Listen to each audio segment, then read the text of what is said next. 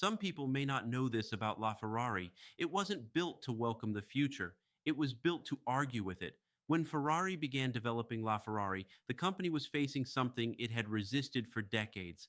Electrification was no longer optional, regulations were tightening, competitors were moving forward, and performance limits were being reached. Ferrari's response wasn't acceptance, it was defiance. The goal was not to soften the experience or modernize the brand.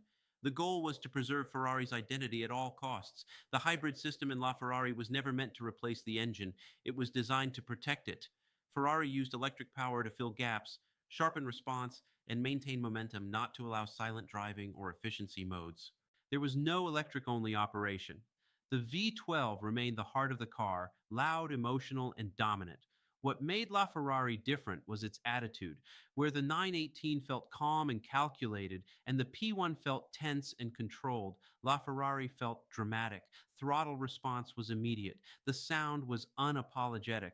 The car wanted to be driven hard, and it wanted you to feel everything. Here's the key point: Ferrari didn't use technology to tame emotion, they used technology to preserve it.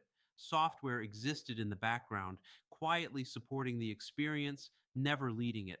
The driver was still meant to feel overwhelmed, challenged, and rewarded. That's why LaFerrari matters. It represents Ferrari's resistance to change, even as change became unavoidable. It was not a surrender to the future. It was a statement that Ferrari would move forward only on its own terms. LaFerrari wasn't built to reassure drivers about what was coming next. It was built to remind them where Ferrari came from and to make sure that identity survived the transition.